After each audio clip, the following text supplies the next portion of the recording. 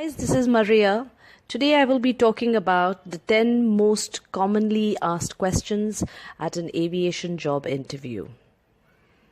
To help you prepare well, we have put together a list of 10 common questions asked in most aviation job interviews. Questions like, what motivated you to join the aviation industry? Why do you want to be an air hostess? What do you know about our airline? Why do you want to change your job? What will your first 60 days at this job look like? What can you bring to our company? Are you comfortable working with a diverse set of people? Are you willing to relocate? Have you applied elsewhere? Do you have any questions for us? So I'm briefly going to mention exactly what is required when you are preparing for these answers. So the first question is, what motivated you to join the aviation industry? Normally, when an interviewer asks this question, he or she wants to understand whether you will stick around for a long time or not. Although it might seem that the employer wants to know what you will get out of the job, but it is far from the truth. In reality, he or she wants to determine if your attitude, your expectations, and your ambitions match with the company's. So make sure to state reasons that will attract the interviewer as well. That's a tip for you. Another question they normally ask at these interviews is, why do you want to be an air hostess? And I'm sure you must have heard this or been asked this question many, many times. So from my side, what I can tell you to prepare is, if you do not have the passion for this job, then don't go there for it. So before you go for this interview, make a list of reasons as to why you want to be a cabin crew. What is it that an air hostess or a flight steward is attracted for you to be in that job? So make a long list. However, I would suggest that you should at least try and keep at least 4 to 5 most relevant reasons, if that should help you. Now, another very famous question that many airlines ask is, why do you want to join our airline? And as I said before in many of my videos, preparation is the key to success. So boys and girls out there, you need to prepare. And one of the initial stages of preparation is, if you're applying for an airline, you need to know almost everything about that airline. Now, though this question seems a little bit kind of serious, however, they want to see how serious you are in joining their company if you have done your research on the company. So go ahead, write down the airlines you're applying for and start your research now. That's the easy way and the first step forward in you being successful at these cabin crew or these aviation interviews. Another question they ask you is, why do you want to change your job?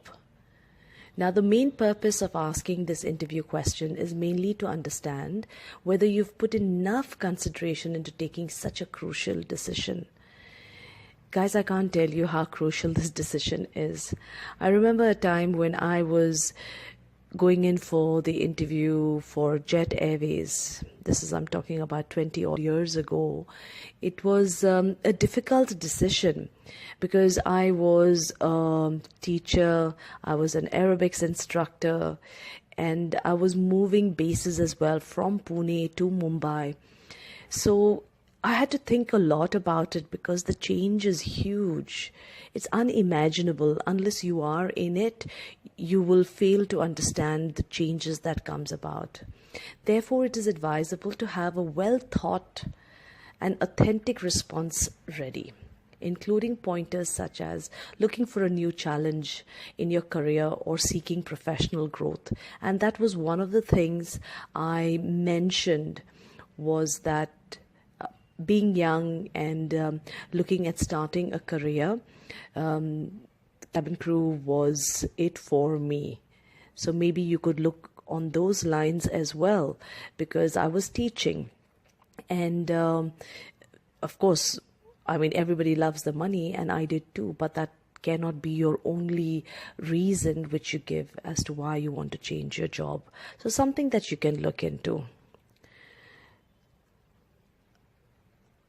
Another question sometimes they do ask this is, what can you bring to our company? This common aviation job interview question poses the perfect opportunity for you to share what you can offer to that company.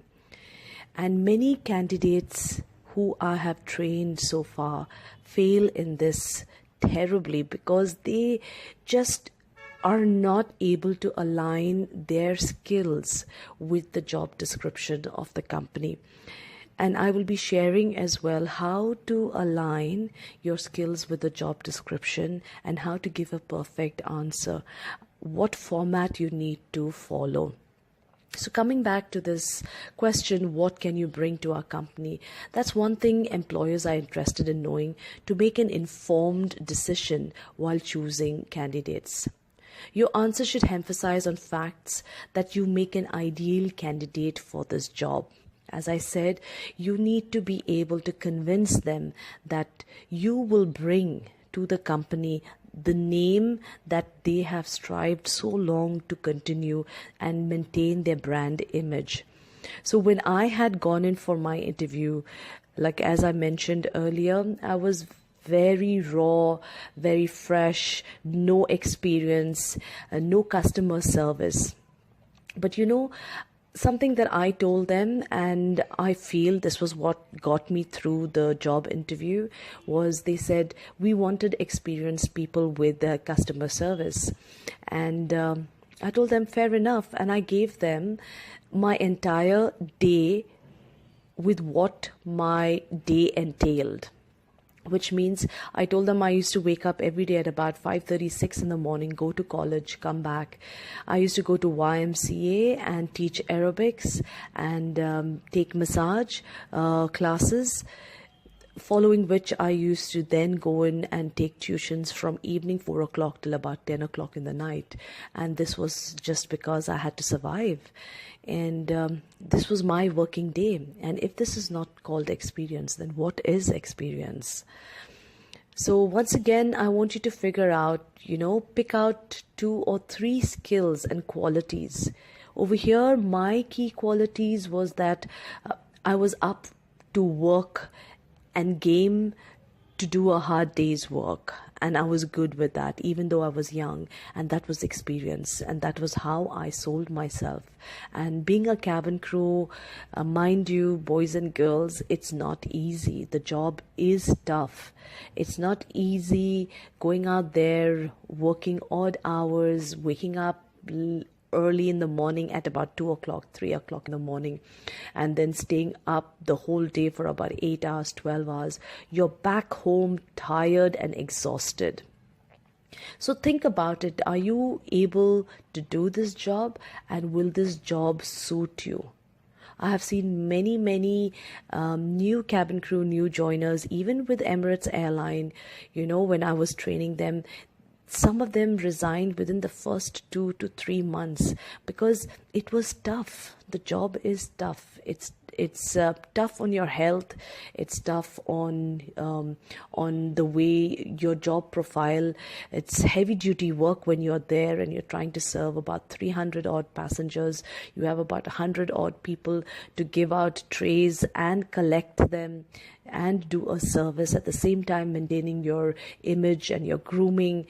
You have to deal with different cultures, different nationalities, be able to work in a team. So these are key skills: teamwork, being able to get along with people, interpersonal skills. If you have these skills in you and you're doing it even on a regular basis, getting along with people, then maybe you can look into this job. I'm not trying to demotivate you. All I'm trying to ask you to do here is to be able to align your skills as to how and what will you bring on board when you join the company, and will the company benefit by having you there as their employee. Another question is, are you comfortable working with a diverse set of people? As I told you, this is a very, very important skill that you need to be able to have. Now, diverse, if you are from India, I would say, have you been able to interact with different cultures within, within India? Like, say, for example, yeah, you're from a culture that only speaks, that only is like Gujarati, or some kind of culture where and you're able to mix with different cultures, different upbringings. If you're able to do that when you are socially with people, are you being able to understand, empathize with people? On a flight, I can't tell you how diverse the culture is. So I can give you an example with Emirates Airline. Emirates Airline, we have about 130 different nationalities. And mind you, these, on every flight I did, I had at least about 10 to 15 nationalities with me. So there's something that you need to think about. Will you be able to get along with them? Forget having different nationalities and flying with different nationalities. Everyone has a different accent. And I have to tell you the story. When I first joined Emirates, I went there being an Indian girl, never interacted with different accents. It was so difficult for me to kind of understand people. I had this Scottish girl on a flight, and she had this such a different, strong accent. I could not understand a word.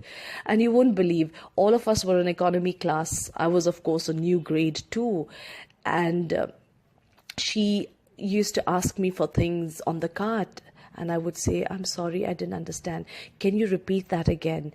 This happened at least 5 to 6 times. And by the end of it, both of us ended up actually fighting, arguing. Why can't you understand? I'm trying to speak as clearly as possible.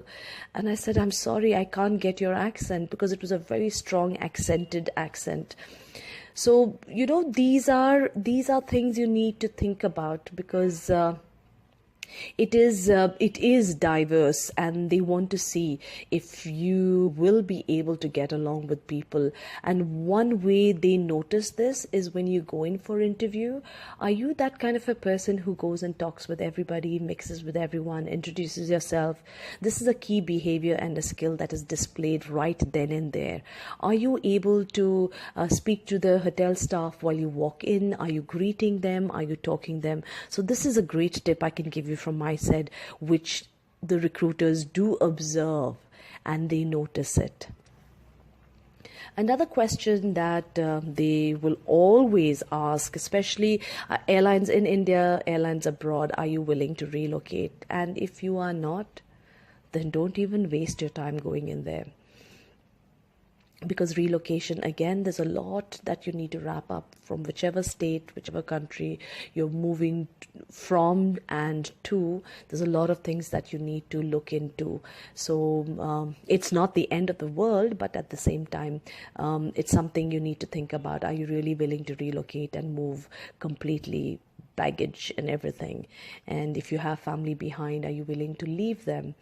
Like, as I said, I have so many stories. When I went to Dubai, I had my friend I was living with a Pakistani girl. She cried for 5 days non-stop, 5 days, and it was crazy, absolutely crazy. But she did it, and it is traumatizing. So think about it. Are you really willing to relocate? Have you lived before without family and friends? Are you able to live alone? Are you able to live in the hotel room alone? So these are few things I would ask you to look and consider. And of course, they also ask you this famous question: have you applied elsewhere? Now, there are two major reasons for asking this particular interview question. First, the interviewer wants to understand how serious you are as a job seeker. Okay. And second, he or she wants to know whether or not there are other employers who are interested in you.